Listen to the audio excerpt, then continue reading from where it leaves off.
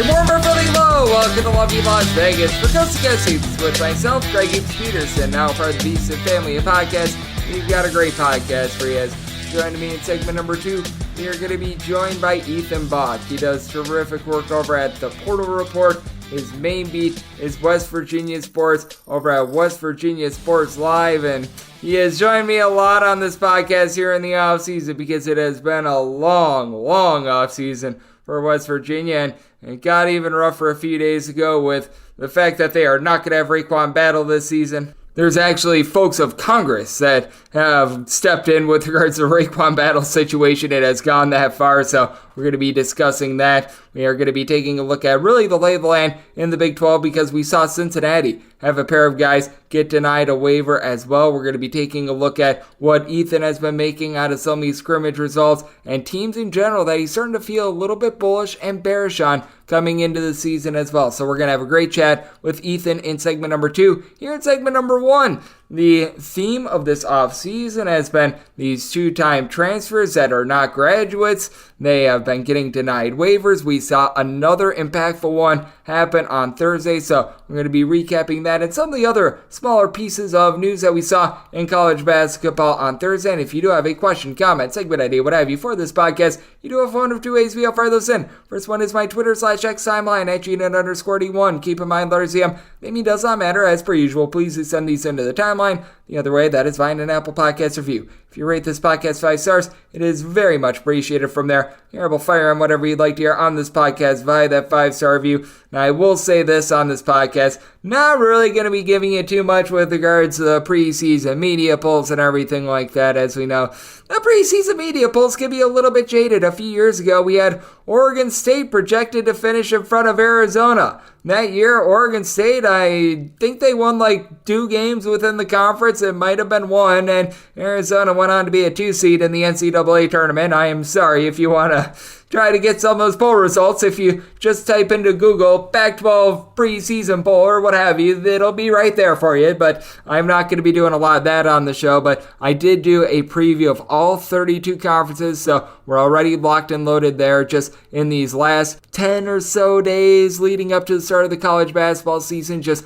want to put us in as good of a position as humanly possible to be able to catch some tickets, look at some of these last-second injuries, try to be able to gauge from some of these scrimmage results if we might be seeing something of actual note, not necessarily the final score, but are we seeing tempo changes? Are we seeing some funky bunch lineups? Are we seeing guys out of the fold? And we do want to be taking a look at things like this with Jalen Tyson, who transferred over to Cal after last year. He was at Texas Tech. Previously, he was on the Texas roster. He has been denied an eligibility waiver, and this is a big blow for Cal. He averaged last season 10.5 points, 6 rebounds per game, and something that I always take a look at in terms of these transfers as well is looking at a pair of guys that come over from the same school. You were getting that with Tyson along with Fardaws Aimaq. This really does, in my opinion, put Cal a little bit more behind the 8 ball, and this is a Cal team that I want to like, and I've said it on the podcast a few times, and I'll say it again. Just because you think you're going to be betting on / fading a team early on during the season, if the numbers present themselves in a way that you weren't necessarily expecting, you don't need to hold true to it. Because if you think like, oh, Cal should be like catching 15 points when they're playing against Arizona, I just completely spitballed the number, and instead they're only catching like 12, and you came into the year thinking that you're going to be betting Cal a lot, that doesn't mean that you have to take the bad number and one that you don't think provides value. So I will always throw that in there because Cal is one of those teams that personally I thought I was going to be betting on quite a bit, but that does hurt them quite a bit. Keontae Kennedy is going to be on like his 15th school. He's still going to be out there and is going to be able to provide quite a bit for the team. And Jalen Cone is an absolute bucket getter. He averaged like 10 points per game when he was at Virginia Tech a few years ago. Was very solid at Northern Arizona. You got Devin Askew, Fardaws Aimaq, who should be rock solid, but this really does hurt the depth of a Cal team that really doesn't have too many guys that they're able to bring in off the bench. You're going to look to someone like Monte Bowser to try to be able to give you some good production, so you certainly do have your question marks there, and very unfortunate for Cal. So we're going to be taking a look more and more at things like this. We're going to be trying to see if there's any other guys as well that are being held out of some of these secret scrimmages. Over the last 24 or so hours, didn't really gauge a whole heck of a lot of them, but I was talking quite a bit during the week about the Santa Clara versus UCLA scrimmage that I did think there were some takeaways from, and I actually found a man that was at Santa Clara practice on Thursday, and Rocco Miller, he is going to be joining the podcast tomorrow, so I am actively at work taking a look at things like that to be able to try to get you guys as good of angles as humanly possible. It also does appear that Julius Marble is currently away from the team as he goes through, and I air quotes here, university processes. This is someone that over at Texas A&M last year was able to put up some solid numbers. He had 9 points, 4 boards per contest. Now it's a very, very deep Texas A&M team, but it is something that I'm going to be taking a look at, and you saw the Mikey Williams situation with Memphis. It continues to be a mess. I think that this might have been from a little bit more than 24 hours ago, but apparently he's got like 9 charges against him, so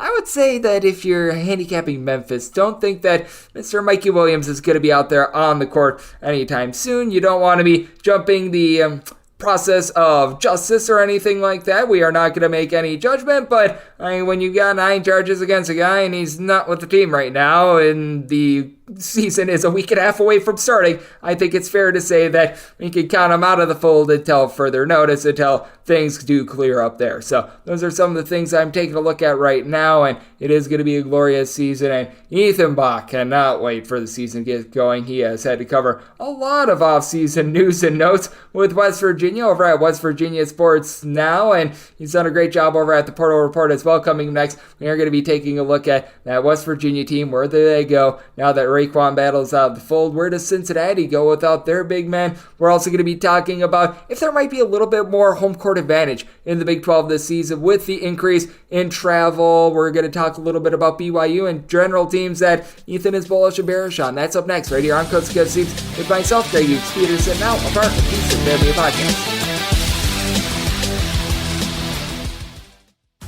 Sports Betting Innovative Analytics has taken the guesswork and emotion out of sports betting to bring you an innovative and trustworthy resource to enhance your journey to becoming a winning player. With industry-leading money-back guarantee options backed by their sophisticated modeling, they want to introduce you to a system that's not widely seen or available to help you beat the bookmaker. Specializing in NBA, college basketball, and WNBA, your first week is always free. Get started at SBIA1.com today. We're back here in lovely Las Vegas for Coast to Coast Hoops with myself, Greg Peterson, now part of the VSiN Family Podcast. It is always great to be joined by this man, as Ethan Bock, he does tremendous work taking a look at the game of basketball over at the Portal Report. And this man has been so hard at work this offseason because one of his other main beats is over at West Virginia Sports Now, where he does a great job covering the college basketball beat there. And covering West Virginia college basketball for him, I'm sure it's felt like for other people trying to cover 50 teams with all the news that we've had this offseason with our good friends the Mountaineers. Ethan has been a hearty soul, doing a great job being able to cover that and so much more here in the offseason. And you're able to follow him on Twitter/X at Ethan Bock, his first and last name, and then an underscore after that. And Ethan, I know you've been very busy this offseason. Your time is always appreciated. So thank you so much for joining me. Thanks for having me on again, Greg. I appreciate it. Oh, absolutely, Ethan. And I mean, at long last, we're less than 2 weeks away from the start of the college basketball season. And I'm sure for West Virginia, it can't come soon enough, because before we dive into the fact that RaeQuan Battle did not get a waiver, how big will it be for West Virginia just to finally be able to get away from the noise and actually get out there on the court? Because I think that might be the best team for this team. Just get a lather in on that Monday against Missouri State and focus on that rather than all these off-the-court distractions, whether it be the roster itself, whether it be Bob Huggins, because it's just been a mess this offseason. Yeah, I think everybody within that program this offseason's been World War III to them. Most of the guys that are on staff were under Coach Huggins, and they're still with the program, and same with the players, with the exceptions of Quinn Slazinski and Akok Cook, a couple other transfers. But yeah, everybody in that program's had a long offseason. I think it'll be good for them to have some normalcy and be able to get on the floor. I know for Josh Eilert and his staff, the pressure's on to win big in year one and potentially their only year on staff. But I think for the players, it's good to just get on the floor, take your mind from all the distractions off the court and just play basketball. Oh, I'm right there with you. And sometimes that can be the best thing for a program as well, because the never-ending offseason for this program, it has continued. And with regards to what we did see over the last 48, 72 hours as we are recording this RaeQuan Battle. He is not going to be out there on the floor as of right now for West Virginia, but I know that there's actually been legislators trying to be able to get him out there on the floor. So I'll let you shed a little bit of light on that in a second. But with RaeQuan Battle's waiver being denied, even if it gets overturned, he is not going to be out there night number one, you'd figure, against Missouri State. And just how big is that for West Virginia? Because in my opinion, it's not just a starter that you lose. It's just a body that they sorely could not afford to be without. And that hurts the overall depth in a conference in which you really do need a lot of depth. Yeah, without RaeQuan Battle, West Virginia is now with 10 scholarship players and a walk-on. They lost, obviously, Trey Mitchell, Joe Toussaint, a couple other transfers after Bob Huggins resigned. But now, with Jose Perez leaving the program and RaeQuan Battle not getting his waiver, now West Virginia is back down to 11 players, essentially, to play with. Noah Farrakhan as well can't play. So there's a lot going on, a lot of moving pieces for WVU, but it's going to be interesting to see how Josh Eilert and the staff figure things out because they're going to need multiple guys to step up. Seth Wilson, Kobe Johnson, Josiah Harris, just to name a few. But it's pretty much Kirk Creasha, Jesse Edwards, Akoka Cook, Quinn Slazinski leading the way, and we'll see which role players for the Mountaineers step up. Yeah, it is going to be really interesting to see what happens there. And I was mentioning it a little bit before as Ethan Bock, who does tremendous work over at West Virginia Sports Now, and the Portal Report is joining me right here on Coast to Coast Hoops. I know that there's been legislators and many, many people stepping up trying to get RaeQuan Battle a chance to be able to play this year. Take us through a little bit of the process that they're going through right now, trying to appeal this waiver, and who's all reached out, because I know that, like I said, I don't know who it was, but there was some sort of a legislator out there trying to put something in motion to be able to get him out there on the floor night number one. Off the legislative part for a quick second, Josh Eilert spoke to me. Obviously, West Virginia is appealing the decision from the NCAA. Him and staff were meeting this afternoon to kind of game plan the appeal, figure out what to do, and do it in a timely manner, especially with the season coming up. But then the attorney governor of West Virginia, Patrick Morrissey, put out that they want to get involved, and he mentioned that something's not right. He mentioned that it raises serious legal issues. So kind of similar situation to Tez Walker, North Carolina wide receiver on the football side. We'll see if West Virginia's legislative gets involved. Yeah, it is going to be really interesting. And, man, West Virginia, any way humanly possible to be able to get our good friend and Mr. RaeQuan Battle out there on the floor, they are going to certainly take it. And it is going to be really rough out there in the Big 12 for they, but also for Cincinnati as well, because while West Virginia is certainly dealing with RaeQuan Battle not getting his waiver, with Cincinnati, they've got a pair of big men that they were denied a waiver as well. Aziz Bandango is not going to be out there on the floor, along with Jemiah Reynolds. These are a pair of two-time transfers as well. And how do you take a look at Cincinnati now? Because I thought that they were going to be a team that was going to be very plucky. I thought that they were going to be able to make a little bit of hay in the Big 12. I certainly thought that they were up against it just a tad in year number one. But this, in my opinion, is a very, very big pair of losses for a Cincinnati team that now they have to step up in class to the Big 12. You know that they're going to be well coached under Wes Miller, but this really does put them behind the eight ball, in my opinion. Yeah, Cincinnati's interesting because Wes Miller's year 3 with the Bearcats, and moving from the American to Big 12 is not an easy task, especially how the Big 12 has been the last few years. But with David DeJulius, Slanders Nolly both graduating and leaving, Wes Miller had to go out into the portal. He had to get top high school recruits, which he did both. But with Aziz and Reynolds out for the meantime, at least for now, see how the appeal goes. Front court's definitely questionable now with just Victor Locken. They're going to need Dan Skillings to take that sophomore leap. And there's a lot of hype under Jizzle James and Day Thomas. So I don't think Cincinnati's going to be as bad as people think in the Big 12, but they're obviously going to have a tough time transitioning at the same time. Yep, I do agree with you. As joining me on the show, we do have Ethan Bock. He does amazing work over at the Portal Report, as I did think that with regards to 4 teams coming into the Big 12, there's no ifs, ands, or buts about it. Houston's probably going to have the most success year number one. I thought that before, and I still think that now, but with Cincinnati, I thought that they might be that number 2 team, but now the more that I look at it, the more that I do feel a little bit bullish upon BYU. I think that Ali Khalifa coming in after he was in Conference USA last year, a guy that stands right around 6'11", is able to pop some threes, is able to dole out the ball, has a really nice skill set in general. He's a guy that sticks out to me. Now, losing Quez Glover to, ironically enough, a team within the conference in Kansas State, that does hurt them just a tad. But how do you feel about this BYU team coming into the year? Because they're one of those teams that I always have a category when it comes to the offseason of the more that I look at them, the more that I like them. And BYU is certainly one of those teams that fits into that category for me. Yeah, for me at first during the summer, I was underwhelmed a little bit by BYU's transfer class, but I'm kind of the same way. Like after Cincinnati's 2 waivers have now been denied, I think BYU could be that second best team with the new 4 in the Big 12. I like Dawson Baker and Khalifa, and even adding Marcus Adams late was fine. I'm still a little underwhelmed by their class as a whole. I definitely think they're going to be a scrappy team in the Big 12 that I don't think Big 12 teams are realizing how hard it's going to be able to play in Provo. So I think BYU has definitely that opportunity to be that second best team within the new 4 teams. Yep, I think so as well. The more I look at this BYU team, especially with having that nice home court advantage out there in Provo, the more that I like them as well. And how much of a dynamic do you think that is going to bring to the Big 12 with how spread out it is now? Because with having a road trip potentially from Morgantown all the way to the great state of Utah, that's pretty much a cross-country road trip. It's not going to be quite the slog of having like UCLA, USC go to Rutgers next year, but that is very much spanning the entirety of the country, and I do think that might lend itself to having home court advantage mean a little bit more in a conference that it already meant quite a bit, because as we know, there's not a single really bad home court advantage within the Big 12, and now with the travel added to it, I do think that it's going to lend itself to more home teams being able to prevail this season. Yeah, Big 12 getting interesting with the expansion, the conference realignment, especially even next year when you add in the Arizona schools, Utah, Colorado.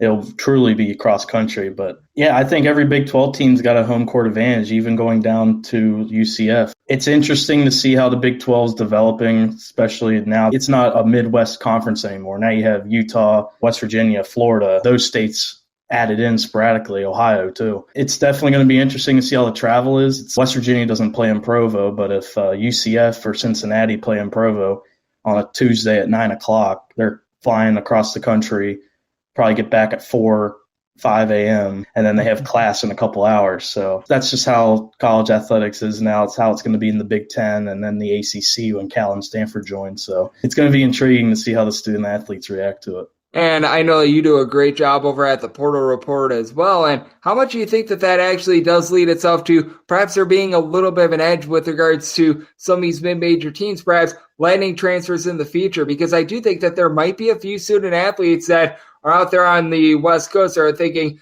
oh, you got to be kidding me. Now we have to travel to places like Newark, New Jersey. We have to travel to the state of Pennsylvania for our games. Meanwhile, if I go to, say, like UC Irvine, UC Santa Barbara or something like that, I play within the state of California once or twice a year. Heaven forbid I have to travel to the great state of Hawaii. I do think that actually might be a little bit of a way for these mid-major teams to be able to balance out these super conferences. And in the end, I'm not sure how it's going to fare, but I do think that in future years, we might be seeing more and more guys decide, you know what, I don't want to play in the ACC. I don't want to play in the Pac-12 / what becomes of the Pac-12, because the Pac-12, well, that is now defunct. So Big Ten would be a much better example of that, but rather play in like the Big West or the Missouri Valley or something like that. Yeah, I think the group of 5 conferences and mid-major conferences in general I think all those staff should use that as an advantage. If you're a recruit and you're looking at playing at Stanford or Cal,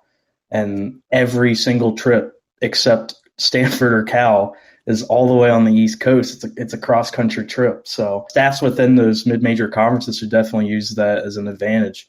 Obviously, there's other factors like NIL and playing time and just the level of competition, but who wants to travel across the country pretty much every single night, a couple times a week, to Pitt or North Carolina, Duke, Miami even. So conference realignment is going to get interesting. And obviously we know how it is on the football side, where the money comes from. But on the basketball side, I could see the recruits taking a stand and maybe deciding to stay within those regional conferences. I think that it's going to be such an interesting dynamic in college basketball over the next few years, as Ethan Bock, who does amazing work over at the Portal Report, is joining me right here on Coast to Coast Hoops. And Ethan, I know you've been doing a great job all season long, taking a look at all these guys that transferred out, how these new look rosters are appearing, and we are getting closer and closer to the start of the season. Have there been a few teams that, as you've evaluated them over the last few weeks, you feel either a little bit better about how they're going to fare this year or vice versa. Maybe there's a team that you were a little bit bullish on coming into the year and you now feel a little bit worse on. Are there any teams that you've been changing your tune on over these last few weeks?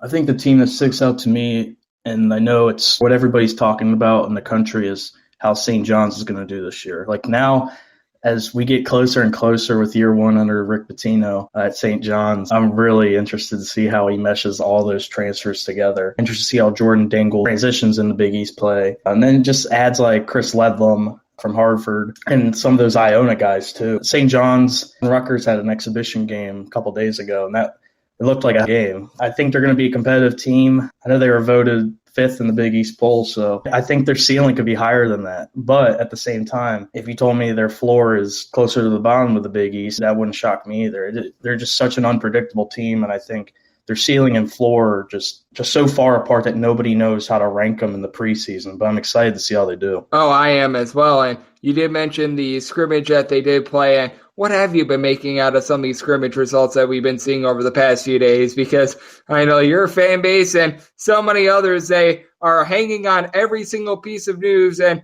there are teams out there thinking, oh, it's our year to win the national championship because we beat insert D2 school here by 10 points or something like that. And others are thinking that they're going to go like 0-30 or something like that, where I really think that context is so big with regards to these air quotes here secret scrimmages, because as we know, much like we see in like the NFL preseason, for example, motivation is very, very different in terms of these scrimmages. How coaches utilize these scrimmages is very, very different as well. And I think that's much more important to be taking a look at who is/is not playing rather than taking a look at the final score itself. Yeah, secret scrimmage part of the preseason's entertaining to watch the fan reactions, just because people take those results so literally. Those are glorified practices. It's just nice for the teams to get out there, play different competition than themselves, have officials out there, play on a neutral floor possibly, if not on a technical road game. But yeah, the results are interesting. It's fun to see the reactions. Like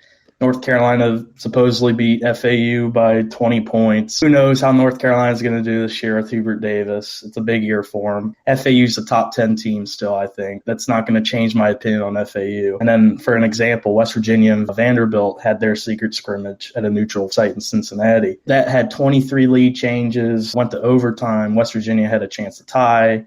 They missed a shot. Vanderbilt won. It's just for teams to get out there, see different competition instead of playing their teammates all the time during the summer. And I wish fans wouldn't take those games so literally because they mean absolutely nothing. Yeah, but I've been saying this on the podcast a lot. The final score should be taken like, whose line is it anyway? Everything is made up and the points don't matter. So I do take a look at that. And the one most appropriate secret scrimmage result was Fordham versus Iona tying, because I don't know what you make out of a tie, because that is not going to be happening in the regular season. If we get a tie at some point between any two schools, you just let me know, and I will be very, very happy to eat my words there. But Ethan, I know you do absolutely amazing work with the Portal Report. You do great work covering the West Virginia beat and so much more. It's been great to have you on so much during the offseason because, well, you just are at the epicenter of college basketball right now. So let the good people at home know it's all on tap for you and how people are able to follow along on social media and other platforms.